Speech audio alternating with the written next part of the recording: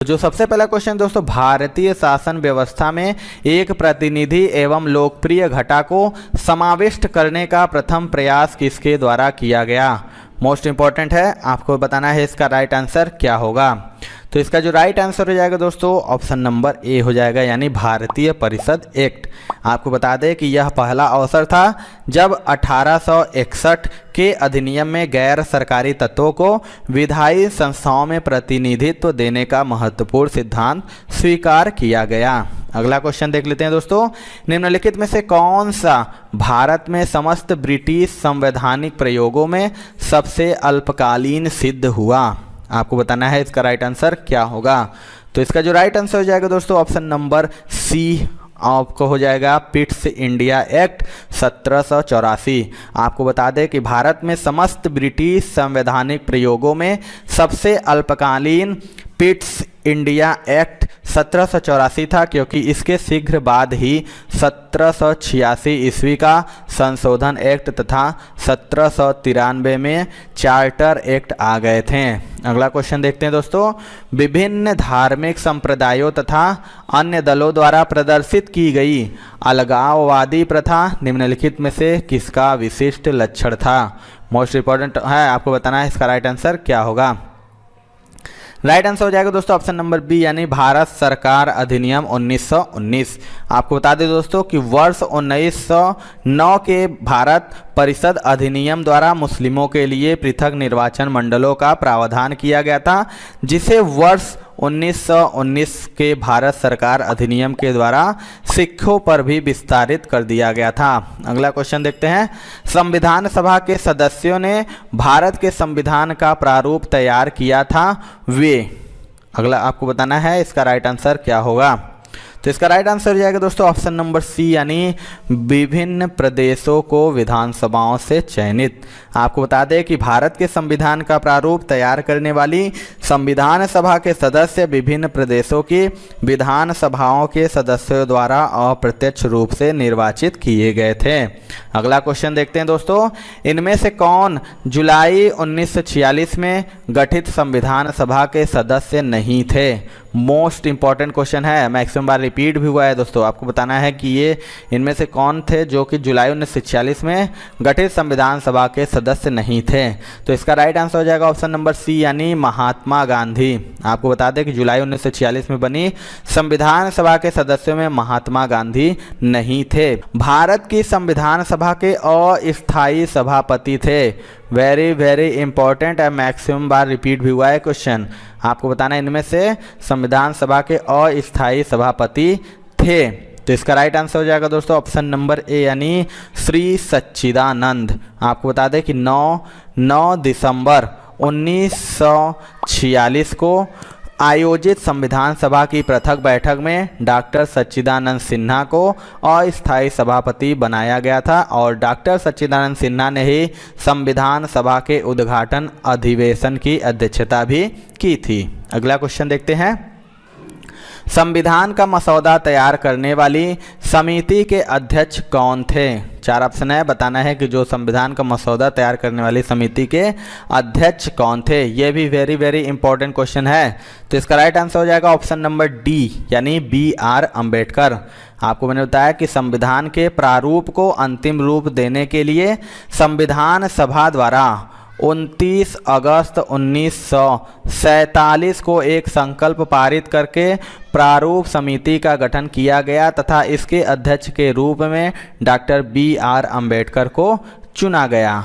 इस समिति में अध्यक्ष सहित कुल 7 सदस्य थे। अगला क्वेश्चन देख लेते हैं दोस्तों, निम्नलिखित में से कौन भारत के संविधान निर्मात्री सभा में संवैधानिक सलाहकार था। 4 ऑप्शन है आपके पास, बताना है कि इनमें से कौन भारत के संविधान निर्मात्री सभा में संवैधानिक सलाहकार था। तो इसका राइट आंसर हो जाएगा ऑप्शन नंबर डी, यानी BN राव। इसके बारे में बताया दोस्तों, तो संविधान निर्मात्री सभा के संवैधानिक सलाहकार BN राव थे, और इन्होंने 17 मार्च 1947 को प्रांतीय विधानमंडलों एवं केंद्रीय विधानमंडल के सदस्यों को प्रस्तावित संविधान की मुख्य विशेषताओं के संबंध में उनके विचारों को जानने जानने के लिए एक प्रश्नावली भेजी थी। 11 दिसंबर 1946 को किस संविधान सभा का स्थायी अध्यक्ष चुना गया था? आपको बताना है कि 11 दिसंबर 1946 को किसे संविधान सभा के स्थायी अध्यक्ष चुना गया था। वेरी इंपॉर्टेंट है, मैक्सिमम बार ये हर एग्जाम में रिपीट हुआ है।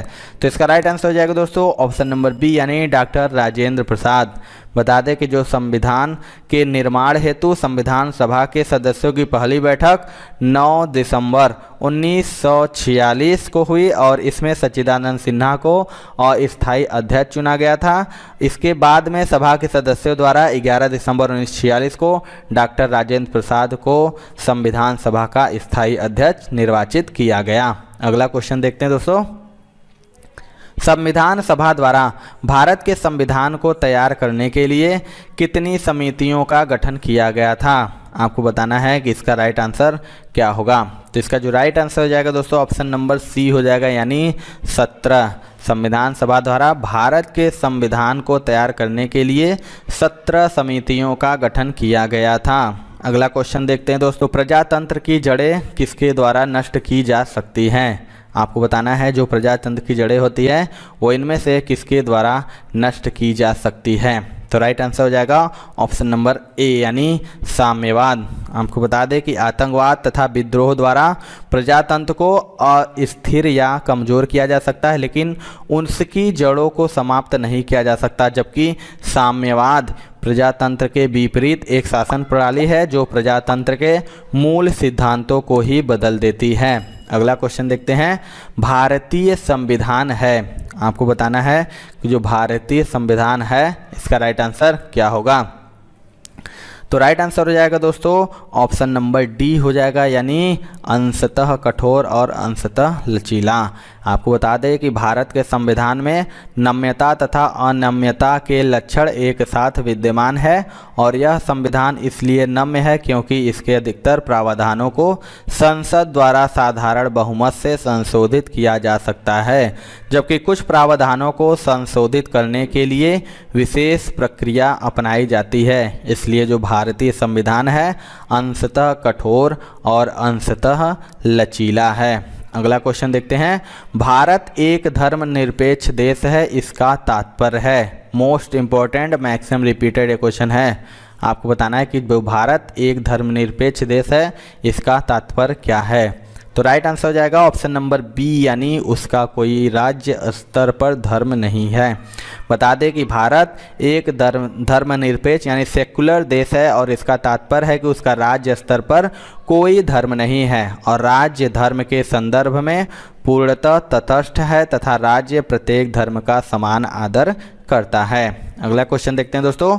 गणतंत्र होता है, आपको बताना है जो गणतंत्र है वो इनमें से क्या होता है। तो इसका राइट आंसर हो जाएगा ऑप्शन नंबर डी यानी राज्य जहां पर अध्यक्ष वंशानुगत रूप से ना हो। आपको बता दें गणतंत्र से तात्पर्य एक ऐसे राष्ट्र से है जिसके प्रमुख का पद वंशानुगत न होकर निर्वाचन पर आधारित होता है, जैसे भारत के प्रमुख का पद निर्वाचन पर आधारित है जबकि ब्रिटेन में यह पद वंशानुगत है। अगला क्वेश्चन देखते हैं दोस्तों। कैबिनेट मिशन प्लान के अधीन बनी संविधान सभा में कितने सदस्य थे? मोस्ट इंपॉर्टेंट ये भी क्वेश्चन है। आपको बताना है कि जब कैबिनेट मिशन प्लान के अधीन बनी संविधान सभा में कितने सदस्य थे। तो इसका राइट आंसर हो जाएगा ऑप्शन नंबर ए यानी 389 सदस्य। बता दें आपको कि कैबिनेट मिशन की सिफारिश के अनुसार जुलाई 1946 में भारतीय संविधान सभा के निर्वाचन के लिए चुनाव हुए, जिसमें 10 लाख की जनसंख्या पर एक प्रतिनिधि चुनना था। इस चुनाव में कुल 292 सदस्य विधानसभाओं के माध्यम से निर्वाचित हुए और 93 सदस्यों ने भारतीय शाही रियासतों का प्रतिनिधित्व किया तथा 4 सदस्यों ने मुख्य आयुक्त प्रांतों का प्रतिनिधित्व किया। इस प्रकार संविधान ने कुल 389 सदस्य हुए। अगला क्वेश्चन देखते हैं दोस्तों। वेवेल योजना की असफलता का मुख्य कारण क्या था? मोस्ट इंपॉर्टेंट ये भी क्वेश्चन है। आपको बताना है कि जो वेवेल योजना हुई थी उसकी असफलता का मुख्य कारण क्या था। तो राइट आंसर हो जाएगा ऑप्शन नंबर बी यानी कांग्रेस तथा मुस्लिम लीग के मध्य सहमति न हो पाना। आपको बता दें दोस्तों कि 25 जून से 14 जुलाई 1945 के मध्य भारत के तत्कालीन ब्रिटिश वायसराय लॉर्ड वेवेल द्वारा शिमला में बुलाए गए सम्मेलन में वायसराय काउंसिल में भारतीय सदस्यों को नियुक्त करने का प्रस्ताव रखा गया। कार्यकारिणी में मुस्लिम सदस्यों की नियुक्ति के मुद्दे पर मतभेद के कारण वेवेल योजना असफल रही और वेवेल ने 14 जुलाई 1945 को सम्मेलन की विफलता की घोषणा की थी। अगला क्वेश्चन देखते हैं दोस्तों, भारत का संविधान 26 जनवरी 1950 को प्रख्यापित किया गया क्योंकि? मोस्ट इम्पॉर्टेंट आपको बताना है कि जो भारत का जो संविधान था वो 26 जनवरी 1950 को प्रख्यापित क्यों किया गया? तो इसका जो राइट आंसर हो जाएगा ऑप्शन नंबर डी हो जाएगा, यानी इनमें से कोई नहीं। आपको बता दें दोस्तों कि जो भारत का संविधान था वो 26 जनवरी 1950 को लागू किया गया था क्योंकि लाहौर अधिवेशन के लिए किए निर्णय के अनुसार 26 जनवरी 1930 से 26 जनवरी के दिन को स्वतंत्रता दिवस के रूप में मनाया जाता था। अतः इस दिन की महत्ता को रेखांकित करने के लिए ही संविधान को 26 जनवरी 1950 को लागू किया गया तथा इसे गणतंत्र दिवस के रूप में मनाया जाने लगा। अगला क्वेश्चन देखते हैं दोस्तों, संविधान के निर्माण में निम्न में से कौन सा दल शामिल नहीं था? मोस्ट इम्पॉर्टेंट ये भी क्वेश्चन है, आपको बताना है कि संविधान के निर्माण में कौन सा दल शामिल नहीं था। तो इसका राइट आंसर हो जाएगा ऑप्शन नंबर डी, यानी हिंदू महासभा। इसके बारे में बता दें तो साम्यवादी दल भारतीय स्वतंत्रता को वास्तविक स्वतंत्रता नहीं मानते थे और वे इसे कांग्रेस को सत्ता का हस्तांतरण मानते थे, परंतु वे संविधान के निर्माण में शामिल थे।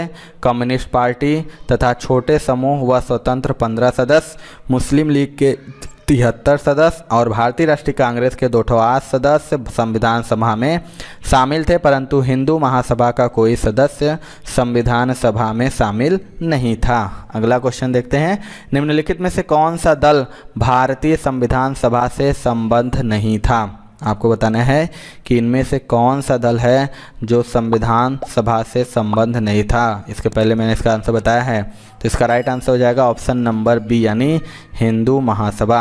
आपको मैंने बताया कि हिंदू महासभा भारतीय संविधान सभा के संबंध नहीं थी, जबकि शेष अनुसूचित जाति संघ व कम्युनिस्ट पार्टी के सदस्य भारतीय संविधान सभा के सदस्य थे। अगला क्वेश्चन देखते हैं दोस्तों, हमारे देश का संवैधानिक नाम है। आपको बताना है जो हमारा देश है उसका संवैधानिक नाम क्या है। तो राइट आंसर हो जाएगा ऑप्शन नंबर बी, यानी भारत अर्थात इंडिया। आपको बता दें कि संविधान के अनुच्छेद 1/1 में इस संघ का नाम भारत अर्थात इंडिया लिखा हुआ है। अगला क्वेश्चन देखते हैं दोस्तों, स्वतंत्र भारत के प्रथम कानून मंत्री कौन थे? आपको बताना है कि जो स्वतंत्र भारत के प्रथम कानून मंत्री कौन थे। तो राइट आंसर हो जाएगा ऑप्शन नंबर डी, यानी डॉक्टर VR अंबेडकर स्वतंत्र भारत के प्रथम कानून मंत्री थे। अगला क्वेश्चन देखते हैं दोस्तों, सर्वोच्च न्यायालय ने किस मुकदमे में यह बनाए रखा कि प्रस्तावना संविधान का भाग नहीं है? मोस्ट इंपॉर्टेंट ये भी क्वेश्चन है, आपको बताना है इसका राइट आंसर क्या होगा। तो जिसका राइट आंसर हो जाएगा दोस्तों ऑप्शन नंबर ए, यानी बेरूबारी मुकदमा। आपको बता दें कि सर्वोच्च न्यायालय ने बेरूबारी मुकदमे में यह बनाए रखा कि प्रस्तावना संविधान का भाग नहीं है। अगला क्वेश्चन देखते हैं दोस्तों, गीत जन गण मन को भारत के राष्ट्रगान के रूप में किस वर्ष स्वीकृत किया गया? Very important maximum repeated question है। आपको बताना है कि जो जन गण मन था वो भारत के राष्ट्रगान के रूप में कब वर्ष स्वीकृत किया गया था? तो इसका राइट आंसर हो जाएगा दोस्तों ऑप्शन नंबर सी, यानी 1950 में।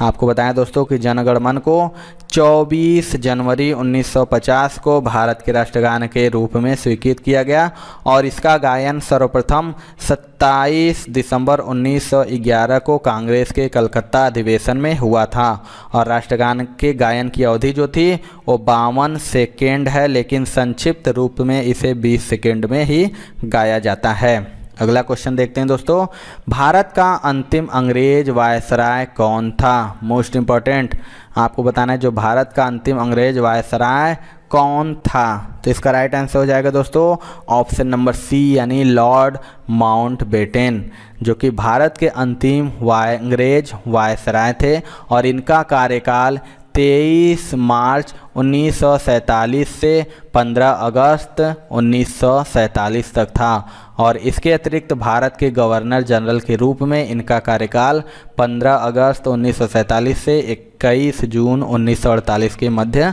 था। अगला क्वेश्चन देखते हैं, स्वतंत्रता प्राप्ति के पश्चात भारतीय राष्ट्रीय कांग्रेस का पहली बार विभाजन कब हुआ? आपको बताना है कि स्वतंत्रता प्राप्ति के पश्चात भारतीय राष्ट्रीय कांग्रेस का पहली बार विभाजन कब हुआ था? तो इसका राइट आंसर हो जाएगा ऑप्शन नंबर ए यानी 1969 को। बता दें कि स्वतंत्रता प्राप्ति के पश्चात भारतीय राष्ट्रीय कांग्रेस का पहली बार विभाजन वर्ष 1969 में हुआ था। तो ये थी दोस्तों आज की वीडियो। आपको वीडियो कैसा लगा कमेंट सेक्शन में ज़रूर बताइएगा। वीडियो पसंद आएगा दोस्तों तो एक लाइक ज़रूर कर दीजिएगा और चैनल पे हमारे नए हैं तो चैनल को ज़रूर सब्सक्राइब करके बेल आइकन दबा लीजिएगा, क्योंकि हम लगातार ग्रुप डी एग्ज़ाम की तैयारी करा रहे हैं। तो मिलते हैं दोस्तों अपने अगले वीडियो में, तब तक के लिए जय हिंद जय भारत।